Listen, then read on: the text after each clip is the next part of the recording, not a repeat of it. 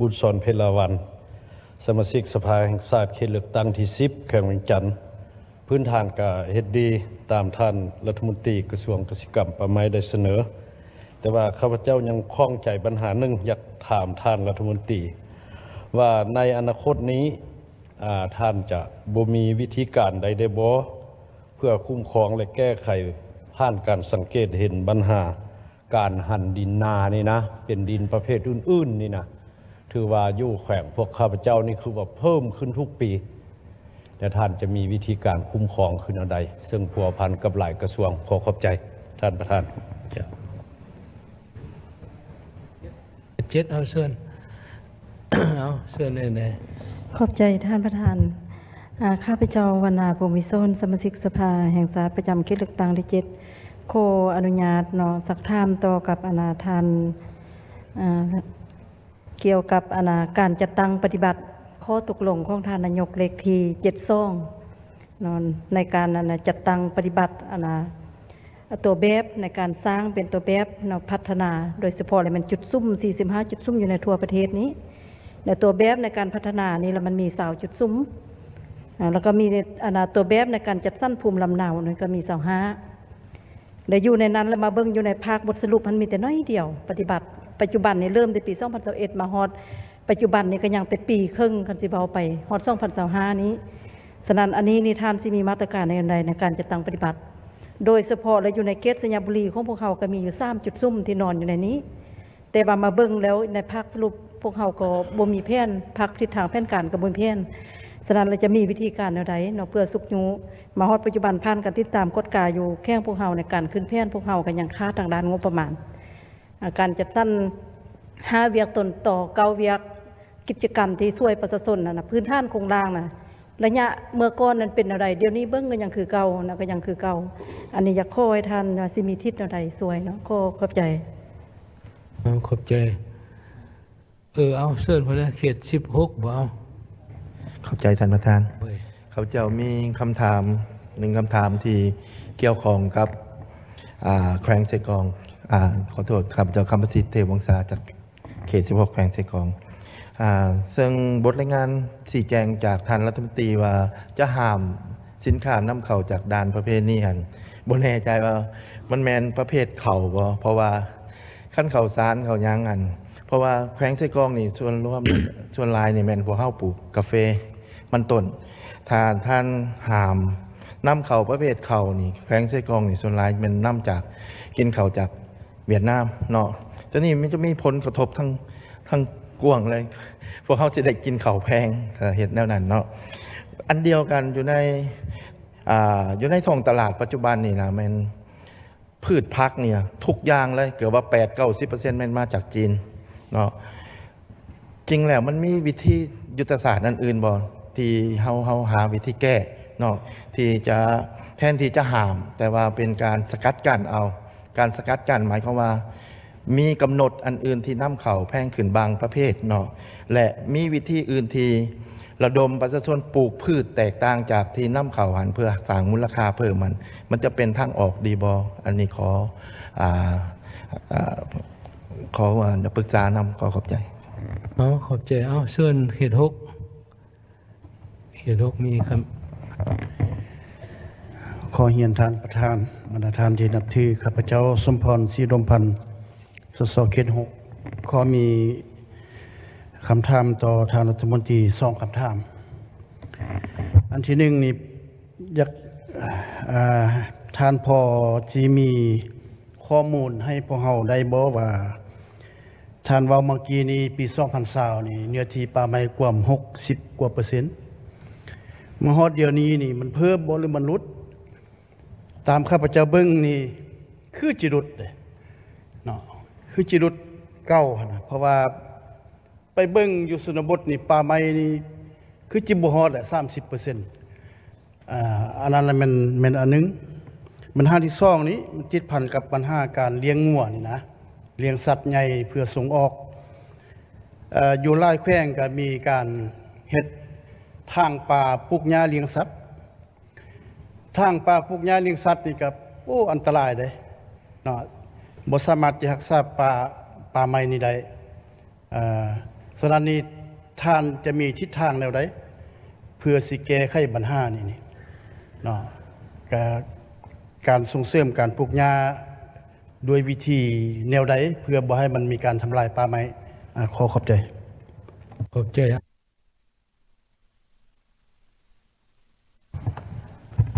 เจ้าขอเรียนท่านประธานข้าพเจ้าสุขสมรัตน์เนแสงจากเขต17ขอมีคำถามต่อท่านรัฐมนตรี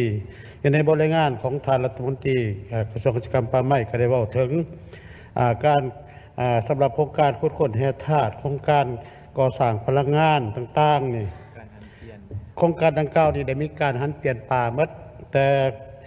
โครงการอนุมัติดินเขาในกสิกรรมอยู่ในเขตป่านี่บ่ท่านมีเคยเห็นโครงการใดหันเปลี่ยนอันนี้คันว่าตั้งตามกฎหมายของสภาแห่งชาติแหละควรมีการหันเปลี่ยนและทิศต่อหน้าและเพราะเสียแนวใดแล้วก็รวมทั้งดินที่ว่ารัฐได้อนุญาตให้ผู้ลงทุนอยู่ในเขตตามประเภทป่าเนาะมีจำนวนหลายตัวนี้เพราะมันบ่สอดคล้องกับกฎหมายว่าโดยสภาแห่งชาติอันนี้ขอเชิญกองประชุมพิจารณาหรือว่าท่านรัฐมนตรีเอาเขาแผนเสนอสภาแห่งชาติหันเปลี่ยนในต่อหน้าเนาะขอขอบใจ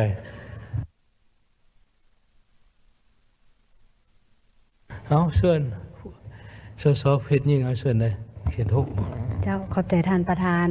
เฮียนท่านประธานบรรดาทานทีนับถือข้าพเจ้าเวียนวิไลดีละพันธ์สสเขต6ขออนุญาตมี1คำถามเนื่องจากว่าอิงใส่บทรายงานของรัฐบาลเห็นว่าการจะตั้งปฏิบัติบรรดาคาดหมายการพัฒนาชนบทและแก้ไขความทุกข์ยากแม่นปฏิบัติได้น้อยหลายท่านประธานเป็นต้นว่าสร้างครอบครัวพ้นทุกข์นี้ได้เพียง 26.27% ของแผนการบ้านพ้นทุกข์นี้ได้ 11.6% ของแผนการที่มติสภาของพวกเขากำหนดและก็บ้านพัฒนาปฏิบัติได้เพียงแต่10บ้านเท่ากับ 2%จัดสรรภูมิลำเนานี่ได้ 32.33% แล้วก็จัดสรรอาชีพได้เพียงแต่10คนเท่ากับ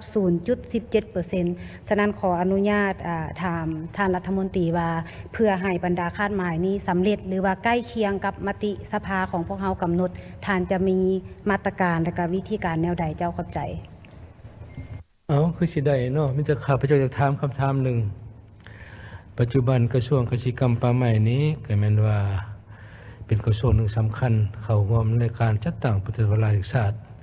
บริการแก้ไขความยุ่งยากทางด้านเศรษฐกิจการเงินของประเทศอยากถามว่ากระทรวงกสิกรรมนี่ก็เป็นกระทรวงที่ใหญ่มีหลายเวียกงานอยากรู้ว่าของเขตได้เข้าร่วมในการจัดตั้งปฏิวัติศาสตร์นี่มีเวียกได้แน่เข้าร่วมเขาเช็ดหมดทุกเวียกสิไหว้บ่มันใหญ่เด้อกระทรวงนี่จักเท่าใดเวียกพัฒนาชนบทเวียกชลประทานเวียกส่งเสริมการปลูกการเลี้ยงอยากถามท่านรัฐมนตรีมีรายการตัวจริงยังไงสิเพื่อจะเข้าร่วมตัวนี้นี่อยากถามตัวนั้นดอกคำถามหนึ่งที่ตอบเนาะ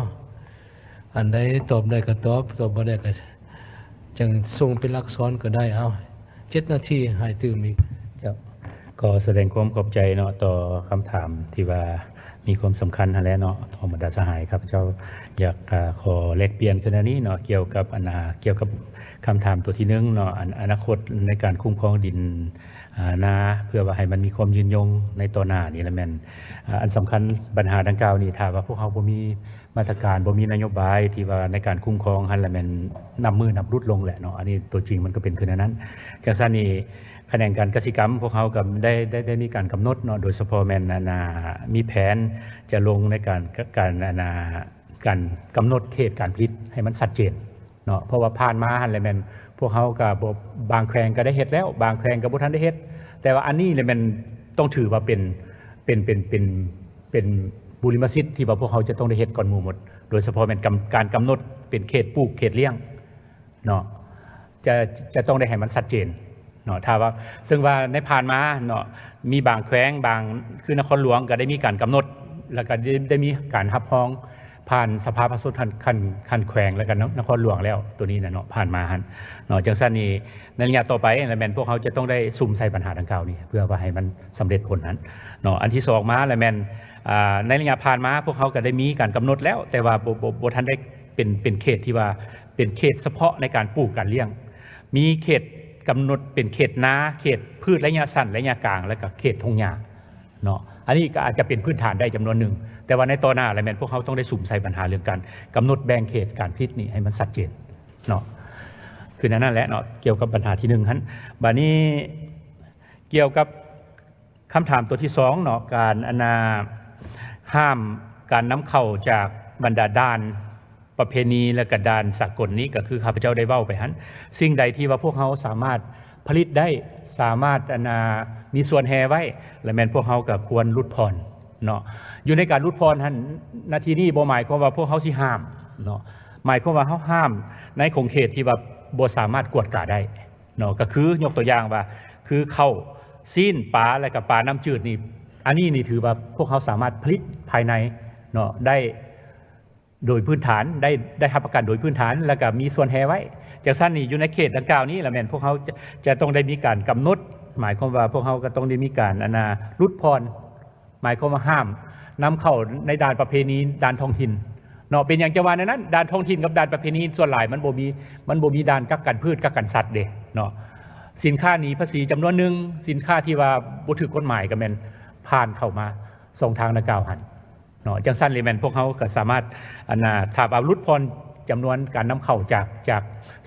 สองด้านนี้ได้แล้วแม่นพวกเขาสิสามารถสำหรับด้านสากลนั้นแล้วแม่นมีด้านกวดกาคุณภาพสัตว์กวดกาคุณภาพพืชอยู่มี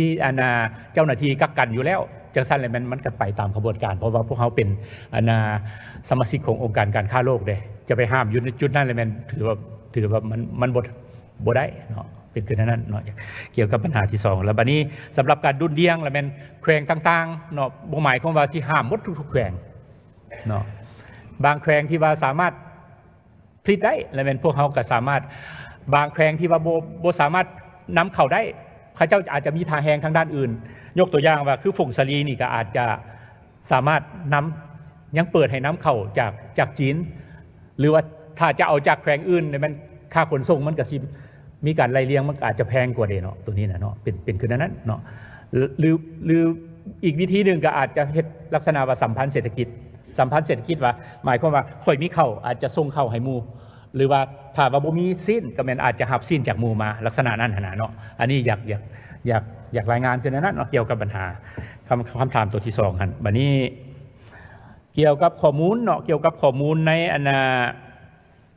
ข้อมูลปัจจุบันนี้ในการเกี่ยวกับป่าปกหุ่มนี่มาเบิ่งแล้วนี่ก็ถือว่าอันนี้มันเป็นข้อมูลที่ว่าได้มีการสำรวจเนาะ3-4 ปีหลังนั้นถือว่าระยะนั้นเลยแม่นพวกเขาก็ถือว่ามี60% สำหรับป่าปกหุ่มแล้วมาฮอดปัจจุบันนี้ก็มันก็มีความเป็นไปได้เนาะอาจจะลดลงก็ย้อนว่าสภาพมีการทำลายป่าจำนวนหนึ่งมีการจูดป่าเนาะในการอันนั้นจำนวนหนึ่งกับปัจจุบันนี้ทั้งแขนงการเกษตรกรรมและป่าไม้พวกเขาก็กำลังซุ่มใส่ในการสำรวจเพื่อเบิ่งคืนจำนวนนั้นฮะแต่ว่า50-60% นี่พวกเขาก็ยังถือว่าเป็น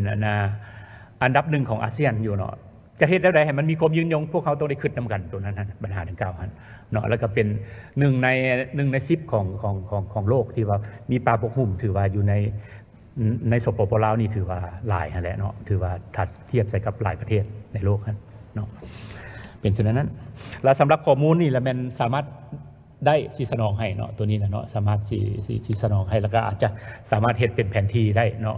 โดยเฉพาะเป็นการกำหนดเป็นเขตป่าสงวนป่าป้องกัน3ประเภทป่าหันเป็นพวกเขามีแผนที่อยู่แล้วเนาะแต่ละแขวงพวกเขามีสีสามารถสนองให้ได้ตัวนี้นะเนาะคือนั้นวันนี้